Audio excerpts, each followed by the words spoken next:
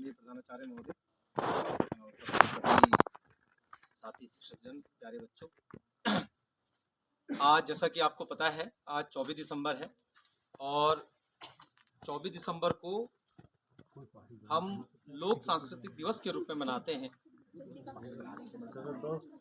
आज जो 24 दिसंबर का दिवस है, उत्तराखंड के जिन्हें गांधी कहा जाता है, जिनका नाम था इंद्रमणि बड़ौनी, उनका आज क्या था? जन्म दिवस। तो आज ही के दिन उत्तराखंड के गांधी के नाम से सुप्रसिद्ध स्वर्गीय इंद्रमणि बड़ौनी जी का जन्म हुआ था 24 दिसंबर 1925 को। कब हुआ था? 24 दिसंबर 1925 को। तो जो हमारे, आपको पता होगा, हमारे उत्तराखंड में दो मंडल हैं, एक है कुमाऊं और दूसरा है गढ़वाल। तो गढ़वाल जो मंडल है, वहाँ पर जो टिहरी आपने जिला सुना होगा, वहाँ पर एक जखोली ब्लॉक है। जखोली, कौन सा ब्लॉक है? जखोली ब्लॉक है। जखोली ब्लॉक है और गांव का नाम है अखोड़ी जी। तो जखोली ब्लॉक के अखोड़ी गांव में उनका जन्म हुआ था और उनके जो पिता थे पंडित परिवार से थे, जिनका नाम श्री सुरेशानंद बड़ौनी जी था और माता का नाम कल्दी देवी था। कल्दी देवी, पिता का नाम सुरेशानंद बड़ौनी और माता का नाम कल्दी देवी। तो आदरणीय इंद्रमणि बड़ौनी, उनका जो बचपन था वो बहुत ही गरीबी में बीता, बहुत ही आप समझ सकते हैं कमियों में बीता, क्योंकि आप जानते हैं उस समय का समय कैसा था। बहुत निर्धन परिवार से बिलोंग करते थे, लेकिन वो बचपन से ही बहुमुखी प्रतिभा के धनी थे। बहुमुखी प्रतिभा का मतलब है एक वर्सटाइल नेचर था उनका। वो एक अच्छे नेता भी थे, एक अच्छे रंगकर्मी थे, एक अच्छे लेखक भी थे, नाटक कर्मी थे, बहुत अच्छे वाद्य यंत्र के। आप सोचिए, एक आदमी में जिसमें इतने सारे गुण हो। बहुत अच्छे जो हमारे लोक वाद्य यंत्र हैं उनको बजाना आता था उनको, हमें तो एक भी नहीं आता है ना। तो उस समय आप देखिए कितना कितना मतलब उनको टैलेंट हुआ होगा। तो उनकी जो प्राथमिक शिक्षा थी वो अखोड़ी जो गांव था वहीं से उनकी प्राथमिक शिक्षा हुई थी और उसके बाद वो अपनी आगे की शिक्षा के लिए फिर नैनीताल चले गए और नैनीताल के बाद वो देहरादून का जो डीएवी पीजी कॉलेज है वहां से उन्होंने अपनी स्नातक की जो है शिक्षा उत्तीर्ण करी। किसकी? ग्रेजुएशन उन्होंने कहाँ से किया? कहाँ से किया? देहरादून से। कहाँ से किया? देहरादून से। प्राइमरी की शिक्षा अपने ही गांव से करा, फिर उसके बाद उन्होंने नैनीताल में भी कुछ शिक्षा करी, फिर उसके बाद वो देहरादून चले गए डीएवी पीजी कॉलेज से। और जब उनकी शिक्षा पूरी हो गई उसके बाद, अब चूंकि आपको पता ही है हम पहाड़ के लोग हैं, हमें सबसे, क्योंकि आदमी शिक्षा प्राप्त करता है उसके बाद जीवन यापन करना पड़ता है। तो अपने जीवन यापन के लिए कि अपनी जीवन निर्वाह कैसे करेंगे, नौकरी के लिए वो मुंबई गए। मुंबई में भी उन्होंने जाके अपना कहीं जॉब करी। जॉब करने के बाद लेकिन वहाँ थोड़ा हो सकता है ना, कहते हैं कि किस्मत में जो लिखा हो, कहते हैं कि आदमी स्वतः ही वहां पहुंच जाता है। तो वहां उनका स्वास्थ्य खराब हो गया। कभी कभी कहते हैं ना, कहते हैं माइनस माइनस क्या होता है? प्लस। तो कभी कभी नेगेटिव चीजें भी हमारे जीवन में नेगेटिव होती है, लेकिन वो किस लिए होती है? वो कभी कोई आता ना, हम लोग जल्दी हिम्मत हार जाते हैं, लेकिन वो उस समय उनका स्वास्थ्य खराब हो, लेकिन वो उनके लिए बहुत कुछ और लिखा था। तो उनका स्वास्थ्य उस समय गड़बड़ हुआ, तो वहां पे उनको मजबूरन वहां से छोड़ के कहाँ आना पड़ा? अपने गांव आना पड़ा। और जब अपने गांव आए, अब वो समाज से जुड़े, चूंकि सामाजिक थे, लोगों से जुड़ते थे, समाज में बढ़ चढ़ कर हिस्सा लेते थे।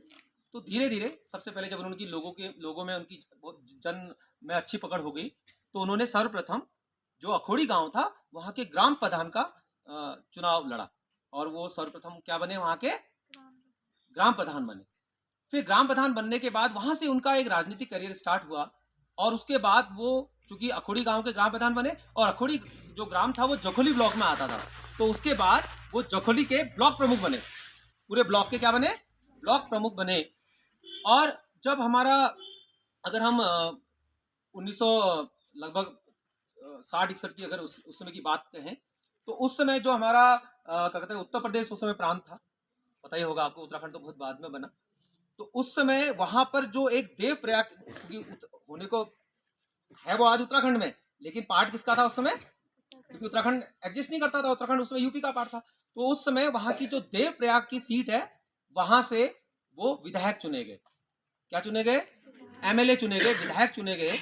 और उन्होंने वहां से 3 बार विधायक चुने गए, 3 बार किसी एक ही सीट से 3 बार विधायक चुनना। तो वहां उन्हें बहुत अच्छा जनमत मिला। और कुछ समय बाद, मतलब ये थोड़ा पहले की बात है, जो आपने गांधी जी की शिष्या सुनी होंगी, मीराबेन, सुना होगा नाम उनका, सुना है? तो वो एक बार टिहरी भ्रमण को आई। जब वो टिहरी भ्रमण के लिए आई, तो चूंकि वो उनकी शिष्या थी, गांधी जी की शिष्या थी, तो उनका संपर्क किससे हुआ? इंद्रमणि बड़ौनी जी से हुआ, क्योंकि वो वहां पे बहुत चर्चित, उस समय तक वो बहुत चर्चित व्यक्तित्व बन चुके थे। तो जब मीराबेन जी जो है, जो हमारी महात्मा गांधी जी की शिष्या थी, वो उनसे मिली और उन्होंने महात्मा गांधी जी के विचार उस समय बताया, उनके बारे में बताया। तो जो हमारे इंद्रमणि बड़ौनी जी थे, वो उनसे बहुत ज्यादा प्रभावित हुए। और वो उनसे इतने प्रभावित हुए कि एक तरह से वो गांधीमय हो गए। गांधी के विचारों से क्या हो गए? गांधीमय हो गए। गांधीवादी विचारधारा को उन्होंने अपना लिया। और उसके बाद जिस प्रकार से गांधी जी ने, आपने देखा होगा, गांधी जी ने अलग अलग आंदोलन चलाए, असहयोग आंदोलन चलाया, सभी ने अवज्ञा आंदोलन सुना होगा ना? तो ऐसे ही उन्होंने उत्तराखंड में जो है अलग अलग आंदोलन की रूपरेखा रखी। तो पहले तो वो, चूंकि अब उस समय तक, अगर हम 1979 या 1980 के आसपास लगभग उत्तराखंड क्रांति दल का गठन हुआ, उससे पहले वो हमारी जो भारतीय राष्ट्रीय कांग्रेस है, उसके द्वारा भी वो वहां पे विधायक के रूप में 3 बार चयनित हुए। उसके बाद होने को वो वहां पर एमपी का भी चुनाव लड़ा, लेकिन एमपी के चुनाव में भी वो कुछ मत से हार गए थे। लेकिन विधायक कम से कम 3 बार वो विधायक के रूप में चयनित हुए थे। तो उस समय हमारा जो उत्तराखंड था, एक अलग राज्य नहीं था। और चूंकि इंद्रमणि बड़ौनी बहुत दूरदर्शी नेता थे, तो वो समझते थे कि अगर हमारा उत्तराखंड एक अलग राज्य बनेगा, तो कहीं ना कहीं हमारे उत्तराखंड के लोगों को रोजगार मिलेगा, है ना, हमारे उत्तराखंड का विकास होगा। तो उस समय एक उत्तराखंड विकास परिषद का गठन हुआ। तो जो उत्तराखंड विकास परिषद का गठन हुआ, वो उसके वाइस प्रेसिडेंट भी रहे। और उस समय उन्होंने जो गैरसैंण है, गैरसैंण को हमारे पहाड़ की, हमारे उत्तराखंड की राजधानी घोषित कर दिया था। वो अलग बात है, आज तक हमें गैरसैंण को स्थायी राजधानी घोषित नहीं किया गया, अभी तक नहीं किया। अभी कहते हैं कि ग्रीष्मकालीन राजधानी मान लिया जाता है गैरसैंण को। लेकिन अगर हम इंद्रमणि बड़ौनी जी की बात करते हैं, तो इंद्रमणि बड़ौनी जी ने उस समय ही गैरसैंण को क्या कर दिया था? हमारा जो हिमालय राज्य है, हमारा जो राज्य बनेगा, उसकी क्या बना दिया था उसको? हाँ, सो कॉल्ड उसे कह दिया कि भाई हमारा जो है, हमारा गैरसैंण ही यहाँ की राजधानी होनी चाहिए। उसके पीछे एक कारण था, गैरसैंण सेंटर में था, पहाड़ से जुड़ा हुआ था। पहाड़ में अगर हमारी राजधानी होगी, तो नेता लोग राजधानी में रहेंगे, तो कहीं ना कहीं हमारे पहाड़ों का विकास होगा। लेकिन अब नेता लोग, आपको पता ही है, फिर वो थोड़ा देहरादून को ज्यादा प्रेफर करते हैं, है ना? तो उस समय कुमाऊं विकास परिषद, जिसका मेन मकसद ही, जिसका गठन ही इसलिए हुआ था कि हमारा उत्तराखंड जो है, हमारा एक हिमालय राज्य, अलग राज्य बने, उत्तर प्रदेश से अलग हो, जिससे इससे विकास हो, यहाँ पर पर्यटन का विकास हो, यहाँ पर नौकरी, रोजगार मिले लोगों को। तो उसके लिए जो आपका जो है कुमाऊं विकास परिषद का जो गठन किया गया, जो है उसके वाइस प्रेसिडेंट रहे। अब उसके बाद जब वो मीराबेन से प्रभावित हुए, तो उन्होंने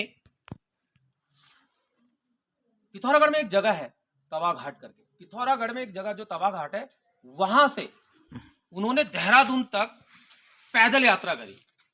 और ये जो पैदल यात्रा, बहुत, पिथौरागढ़ जानते होंगे आप, बहुत दूर है। पिथौरागढ़ के तवा घाट से देहरादून तक 105 दिन तक उन्होंने क्या करी? पैदल यात्रा करी। अब ये, अच्छा, ये जो उनकी जो पैदल यात्रा है, इस पैदल यात्रा को आप किसी से जोड़ सकते हैं? किसी और ने भी करी थी कुछ पैदल यात्रा? इन्होंने करी थी, महात्मा गांधी जी। Very good. तो महात्मा गांधी जी ने भी एक पैदल यात्रा करी थी, जिसको हम दांडी मार्च, आपने सुना होगा, है ना? तो उन्होंने भी बहुत लंबी यात्रा करी थी।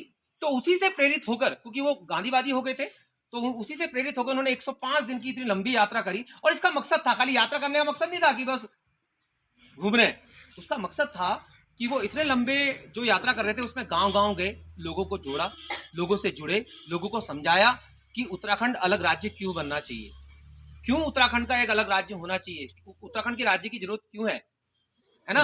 तो ऐसे करके वो एक पूरा आंदोलन खड़ा करा। महात्मा गांधी जी के मरने के बाद एक बार ब्रिटिश, उसमें ये खबर भी छपी थी पेपर में कि कौन कहता है कि महात्मा गांधी नहीं रहे?